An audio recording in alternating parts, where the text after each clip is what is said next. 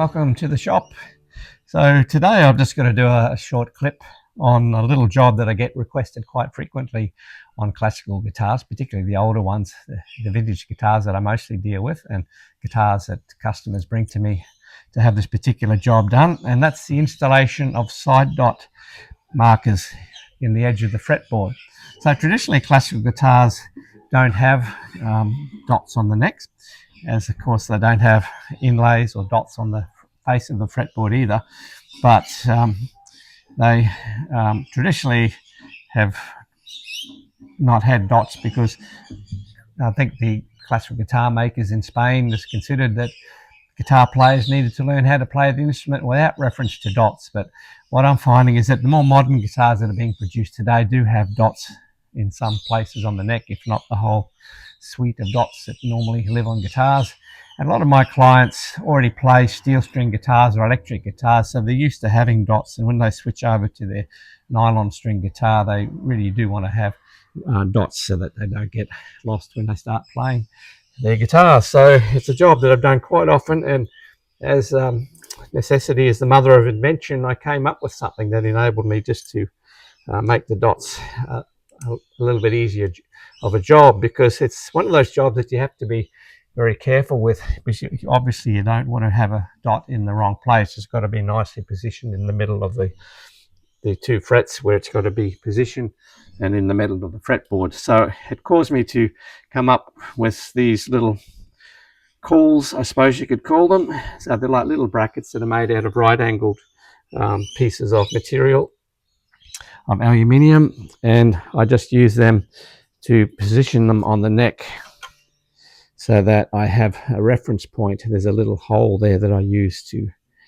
guide the drilling process at 5, 7, 9 and 12, and I'll bring the camera around in a moment so you can see it a little bit more closely. But I've made them the correct width so that they sit snugly between the frets on a normal 650mm scale length guitar. Even if the guitar's got a slightly wider scale, a slightly longer scale, then it's only a millimeter or a fraction of a millimeter there, so you can still position that into a, and hold it in the right spot, so that you then have now a pilot hole which you can then use your drill, brad point drill, which is a little pointy end that gives you a very good start, and then you're able to very quickly drill the holes accurately straight into the right spot.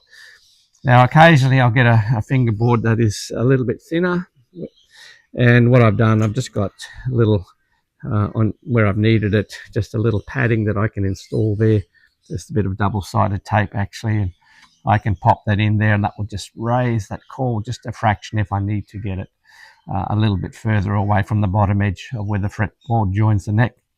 So that's what I've got. I'll just show you a little bit more closely how that works. So I'll bring the camera around now and I'll show you how that looks. Now I should add, I've got a beautiful guitar on the bench here. This is a Hiroshi Komori from 1975, a magnificent guitar, handmade Japanese guitar, all solid timbers. I should play a bit for you later on when I get a chance, but anyway, here's the neck. As you can see, no dots, and here's my dots over here waiting to be installed in my trusty drill. Now the dots normally go in at the 5, 7, 9 and 12th frets, and frequently on Japanese guitars where they have installed dots, they often put it at the 10th fret instead of the 9th fret, but I prefer the 9th fret. So what I've got are these little guides that I've made from aluminium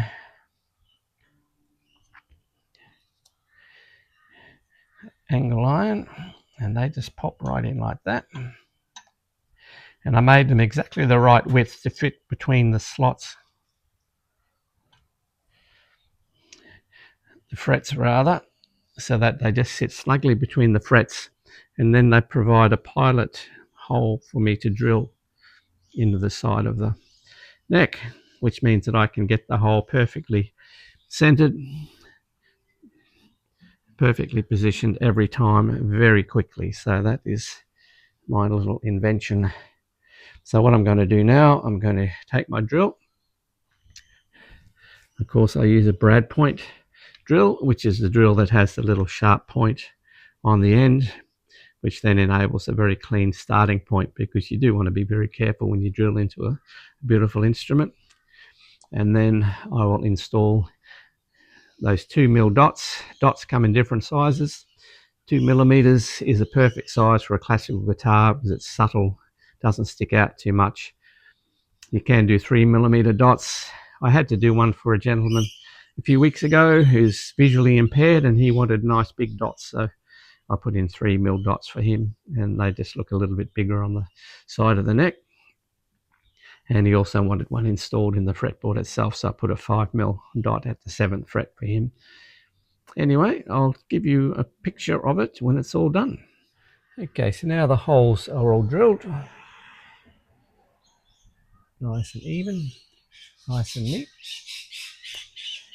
And now I shall pop the guitar on its edge, and with a pair of tweezers and a little bit of glue.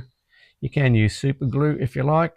More recently I've taken just to using a little bit of tight bond just to get the dots in. It's a little less messy than super glue, cleans up a little bit easier.